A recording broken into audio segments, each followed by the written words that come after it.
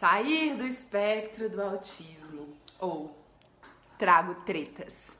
Antes da gente começar a se matar, né, nesta quaresma, em plena quarta-feira de cinzas, vamos lá fazer uma meditação. Comigo. A neurodiversidade que habita em mim saúda a neurodiversidade que habita em vocês.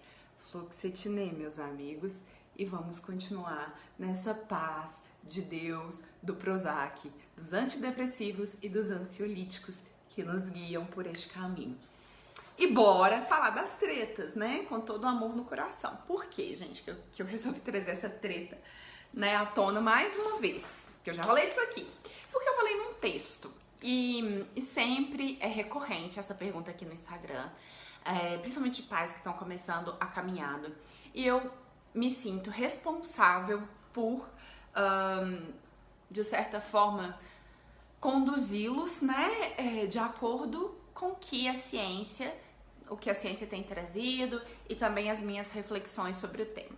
Então, a primeira coisa que a gente precisa saber, que eu acho que é fundamental, é que sair do espectro é um termo técnico, que no inglês, né, optimal outgoing, então seria uma melhora substancial de alguns sintomas do transtorno do espectro autista relacionados à comunicação, linguagem, habilidades acadêmicas, habilidades sociais e flexibilidade cognitiva, ou seja, o cerne ali do transtorno. E esse termo se aplica às pessoas que já alcançaram um funcionamento bem próximo das demais pessoas típicas. Então, é um termo que se aplica a pessoas autistas que têm um funcionamento próximo ali das pessoas típicas. Só que esse funcionamento, ele é calculado, digamos assim, né? Ele é avaliado a partir de alguns testes, né? Testes que existem feitos para pessoas autistas e são aplicados ali nesse grupo que eles acreditam que possam ter tido essa perda de diagnóstico, né? Ou seja, sair do espectro. O que eu quero dizer com isso? Eu quero dizer que testes, eles são instrumentos de avaliação, mas eles não são fundamentais na percepção das dificuldades das pessoas com autismo. Eles medem, mas eles não são perfeitos, eles estão longe de ser perfeitos, eles buscam, claro, dar parâmetros, mas é mais importante a avaliação clínica. E quando a gente pega uma pessoa que em tese, por um teste, tem um funcionamento bem próximo de uma pessoa neurotípica, muitas vezes a gente vê, pelo menos a minha experiência, tem sido ver que essas pessoas, na verdade, elas têm dificuldades, sim, são substanciais, limitadoras, e que apontam para as deficiências que continuam nessas áreas. Simplesmente mitigam um pouco essas deficiências em algumas áreas da vida, em alguns aspectos da vida. Ok, por que eu tô falando isso? Porque eu acho que testes não são suficientes pra gente falar em perder característica, tá? A gente pode falar em melhora de qualidade de vida, a gente pode falar em mais funcionalidade, mas não em perda de característica. Ok, beleza. Isso é importante pra mim. Também é muito importante pra mim o fato de que esse termo sair do espectro autista é um termo muito comercial.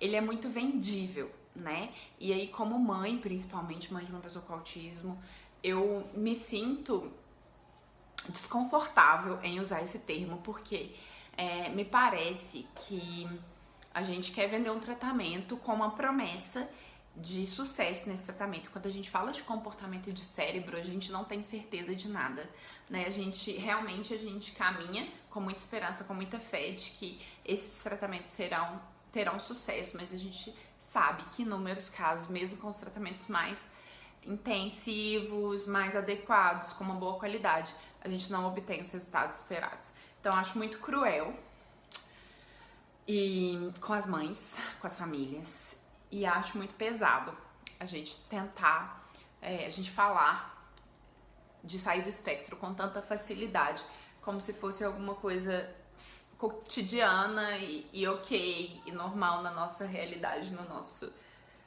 dia a dia, não é, tá? Beleza. Dito isso, eu quero dizer que existem estudos, sim, que estudos né, não existe estudo para tudo que vocês imaginarem, gente, mas como uma cientista, uma aspirante a cientista, né, alguém que quer um dia ser um cientista, eu sou obrigada a alertar vocês, existem estudos para tudo e vocês não podem confiar nos estudos que não seguem o método científico, que é um método de validade, que valida internamente e externamente os estudos que a gente encontra por aí. Mas existe um estudo sério de 2014 que mostra um dado que eu acho muito relevante, que fala sobre perda de diagnóstico da população, de uma determinada população autista, né, comparando com outro grupo dentro da população autista. E esses dois grupos são: um grupo são autistas de alto funcionamento e outro grupo são autistas que perderam o diagnóstico de autismo porque não tem tantas limitações assim.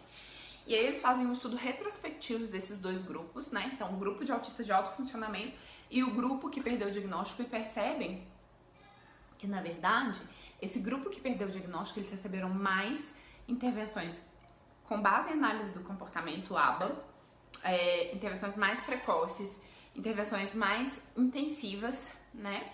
E por mais tempo do que o grupo que ainda pontua nos testes para autismo. Então, aquele grupo que a gente conhece às vezes como Asperger, autistas leves, né, talvez, eles fazem menos intervenções com ABA, eles recebem menos anos de intervenção e eles têm, no final aí de um determinado número de anos, eles estavam avaliando a população entre 8 e 21 anos, eles têm maiores sintomas de autismo do que o grupo que recebeu bastante intervenção em análise do comportamento desde cedo durante muitos anos.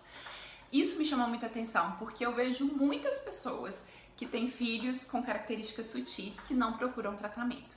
E outra coisa que esse estudo fala, que também chamou muita atenção, é que essa população, que seriam os Asperger, os autistas leves, eles são mais medicados para depressão e ansiedade do que esse grupo que recebeu o Optimal Outgoing, né, que perdeu o diagnóstico, que eram crianças mais graves.